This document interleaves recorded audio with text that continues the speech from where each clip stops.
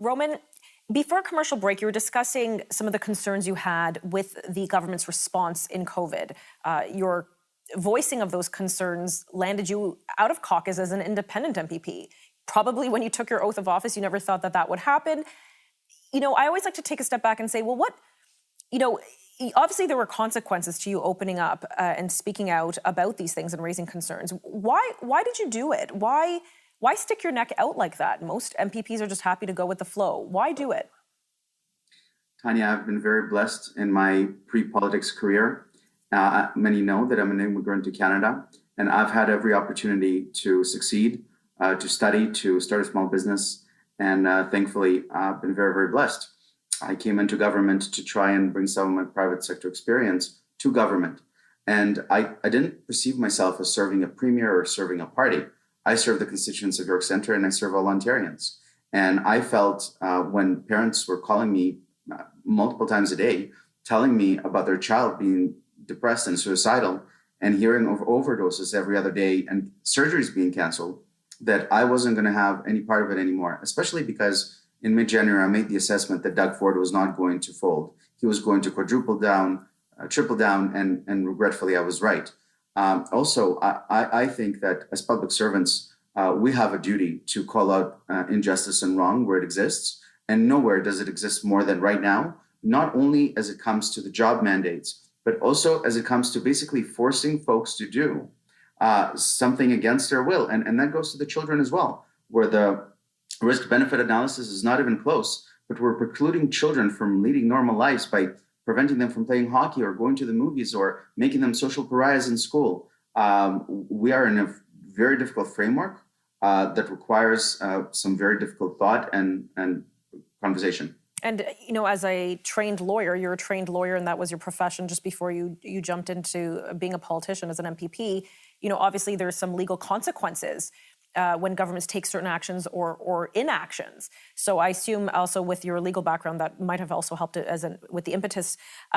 We talked about jobs. You recently attempted to table something called the Jobs and Jabs bill. I think that was a term you gave it. Can you explain to us what this bill was about and what happened to it? Yeah, the bill basically sought to prevent any Ontario employer from terminating or suspending an employee because of their vaccination status or for failing to disclose their vaccination status. Now, unlike Bill 12, where the Liberal Party, the Liberal House leader, tried to bring a mandate in healthcare and education, and of course the Conservatives were going to vote it down. They will never let a Liberal bill pass. That bill sought to mandate vaccination potentially without leaving any recourse. But what we see happening now is the government doesn't in fact mandate vaccination. Not in healthcare, not in education. It prescribes education and testing. Mm-hmm. What happens is private employers and government institutions, and primarily in the first responders and education and healthcare fields, are passing their own mandates. And so the only way to stop this is actually to create a prohibition, such as the Jobs and Jabs Act, that would prohibit employers from reprising or terminating employees because of their vaccination status. Unfortunately, the bill passed first reading, but it was blocked as I tried to move it to second and third reading. And it's very, very regretful because we're effectively sentencing. The Ontario government is sentencing hundreds of thousands of Ontarians to unemployment. Just an hour ago, Minister of Education Stephen Lecce said that approximately 50,000 education employees are not vaccinated and may be facing termination. And education. So we have to have a sober second thought as to what is really transpiring here. And I would encourage the Ford government to finally put this ideological attempt at vaccinating everyone away. We know that vaccine doesn't prevent transmission. So the argument that we're putting other lives, that to someone who's unvaccinated is putting someone's lives at risk, in my view, is very perverse, false, and is very dangerous because it demonizes an identifiable group of people and actually protect these families, protect these jobs. Just really quickly, who blocked your bill? You said it was blocked. By whom?